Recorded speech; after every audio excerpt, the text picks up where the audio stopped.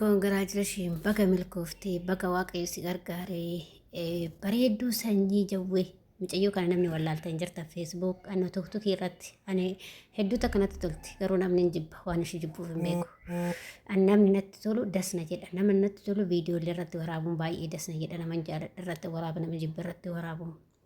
እና akkuma argaa jirtan ka bareedduu sanyii jawwee kaleessa cidhashee ture cidhashee irratti immoo dhugaa dubbachuuf hedduu takka bareeda hiciin isheellee mucayyoo qabbanee mucayyoo dasna jettu dhugaa rabbii hedduu takka nan jaaladha mucayyoo tana dasna jetti ifaan bilisa baastee himti waan himtu koovidansii qabdi ofitti amanamummaa qabdis jechuudha seenii galtee.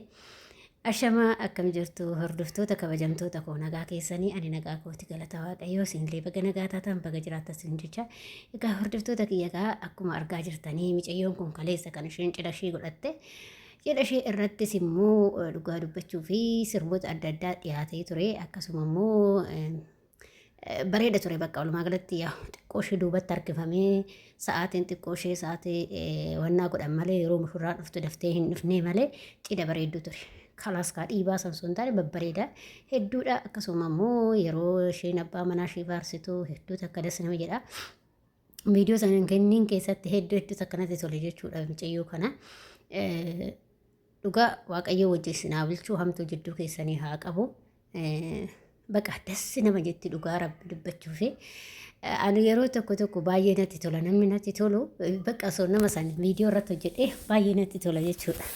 እና ከናፌ ፖለቲከኛ bareedduu sanyii jawwee maqaa orjinaala sin beeku yaa tuktukiidha wal jala jirra nan beeka waaqayyoon wajji sinaa bulchuu lama ta'a ciisaa sadi ta'a ka'a jedha oromoon jidduu keessanii hamtuu yaabaddu dhugaa rabbiin baay'ee namni tokko natti tola beektanii ijoollee akkanaa kanneen irratti hojjetu silaa kaleessa iyyuu kan ishee irratti hojjechuu qabu kaleessa biizii waan hin ta'eef jechuudha.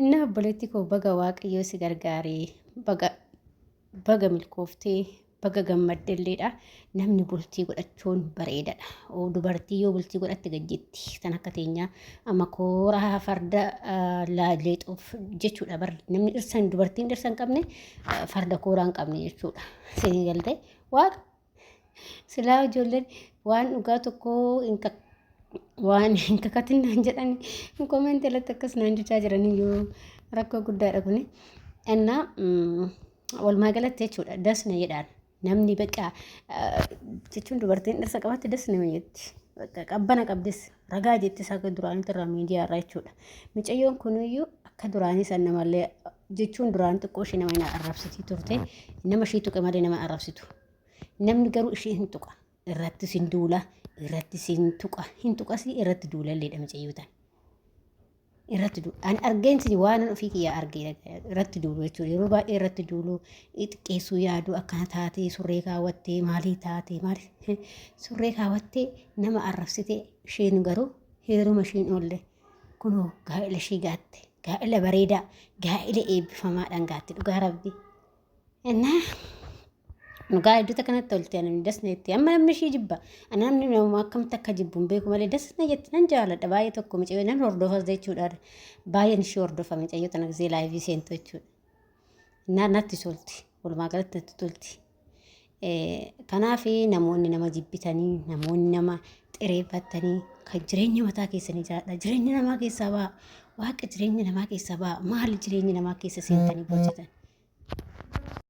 Kanaaf namoonni nama cabsuudhaaf deemtanii namoonni jireenya namaa keessa deemtanii booressitanii jireenya mataa keessanii jiraadhaa dhugaa jireenyuma mataa keessanii jiraadhaa maaliif jireenya namaa keessa seentanii bultii namaa keessa seentanii borcitan amma ijoollee baay'eedha waan namni kizee tokkollee micayyoo Kiyaara Bashiir sanillee ishiillee akkasitti hirrii ishii godhanii homa xiqqoodha firida ishii godhanii kun namoonni akkana godhan beektanii nama inaaffaa nama waan bultii namaa san keessa seenuu inaaffaadha jechuudha malee bultii namaa maaltu nama shaggare abbaan akka fedhettaat bulu abbaan waan barbaade nyaachisu waan barbaade obaasu abbaa manaa ofiitis innisillee waan barbaade haadha manaa ofiitii gochuu hin danda'a maaliif jireenya isaan lamaantu jiraata waan ta'eef isaan lamaantu jireenya isaanii gaggeeffata waan ta'eef jireenya namaa keessa seenanii akka seexanaa bukeessu si galee jireenya namaa addaan diiguudhaaf jidduu utaala ilmi namaa dhugaa waaqaa Inna yeroo baay'ee waan kanaatu deeman namoota jidduu jechuudha. Akkasuma keessattuu ijoollee beekamtii qabanii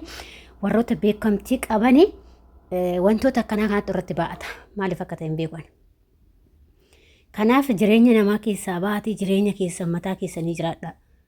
Nama dhiisaa waan bultii namaa dhiisaa amma fakkatte shaashii akkas goote surree akkas goote qullaa deemte qulqulluu deemte. Wanni isaan namaan hin jenne hin jiru warri miidiyaa kun jechuudha. Namuu homa hojii ofii argata si galtee namuu waan hojii namni tokko fakkeenyaaf gaafa facaafattu orruu tokko gaafa facaafattu maasaa tokko jechuudha. Waanuma facaafte sana haammatta malee wanta biraa fakkeenyaaf yoo xaafii facaafte xaafuma haammatta qamadii haammachuun hin jiru irraa. Xaafii facaaftee qamadii haammachuun hin jiru. Qamadii facaaftee xaafii haammachuun hin jiru. Garbuu facaaftee qamadii haammachuun hin jiru. Waanuma ati facaafte sana haammatta. Wannaanis namnis hojii ofii waanuma ofii hojjete san argata. Yoo gaarummaa hojjete gaarummaa san akkuma gaarummaa isaa san argata. Yoo badaa hojjete badummaa isaa san argata. Kanaafuu jireenya namaa keessa seentanii hin baxabbaxina adaraa keessan. Jireenya namaa keessa seenina baqa. Walumaa galatti jireenya namaa keessa seeni. Dhiisi abbaan akka fedhe taataa'u. Abbaan fedhu qullaa qulqulluu yoo deeme ati wajjiniin azaaba galtaa. Wajjin jannata galtamoo wajjin azaaba galta. Akkas taate jedhan. Amma micayyoo tana jechuudha. Osoo akka jedhaniiti. Osoo akka micayyoo tanaan jedhani namoonni beektanii micayyoon tun gaa'elan gaattu. Micayyoo tana baay'ee isheen miidiyaa kanarratti boochisanii wanni ishidhan jenne. Boochisanii akkanatti laa maal ishee xaragatte jechuudha micayyoon tun. Waanan micayyoo tanarratti ta'e waanan argeef laayivii irratti laa. Miidiyaa kana akkatti luka takkaan ishii dhaabsisanii suuraa ishii kun galabbatee. Isheen hin heerumtu silaa ejjetteetuma haftee jechuudha. Akka namni nama godhuun. Garuu waaqayyoon kun gaa'ela isheetiin ga'e jechuudha. Namni akkatti jireenya namaa baxabbatuudhaaf jireenya namaa irratti duula jechuudha.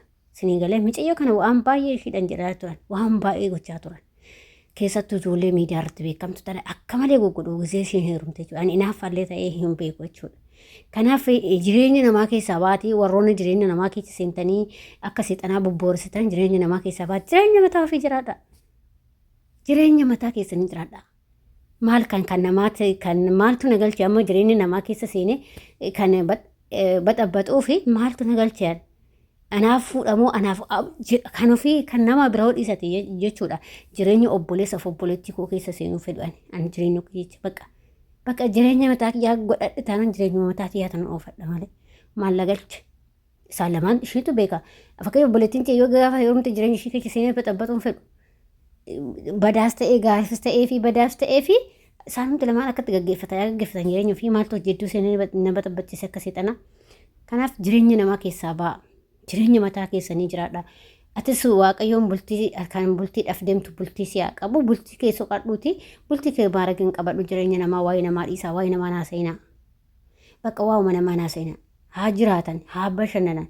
Kunoo miciyyoon kun akka jechaati silaa har'a ishiin kaleessa silaa ishiin gaa'ela ishiin gaattu. Kunoo waaqayyo guyyaa qabaa ishii dhanga'ee jira ka. Akkana waaqayyo akka namaatii miti bari.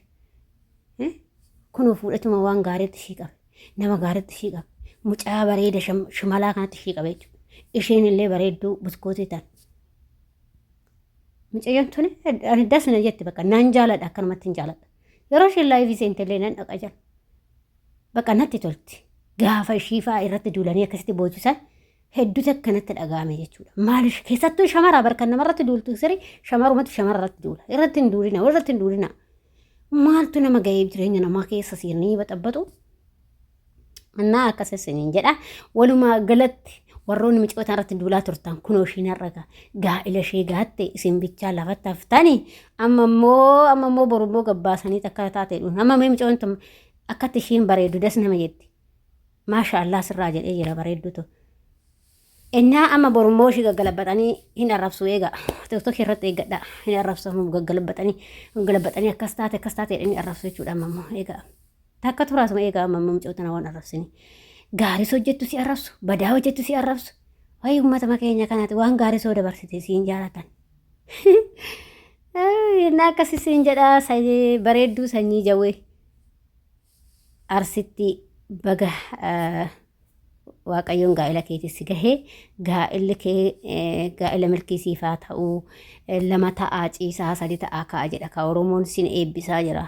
Ashee እና akkasii sinin jedha ijoollee sinillee yoo gaa'ela gachoota warri biyya alaattis godhattan zanaa fataadhaa akka micoo kanatti godhadha nagaa ta'a fayyaa ta'a baay'ee baay'ee odoon dubaa jiraadhe akkasitti.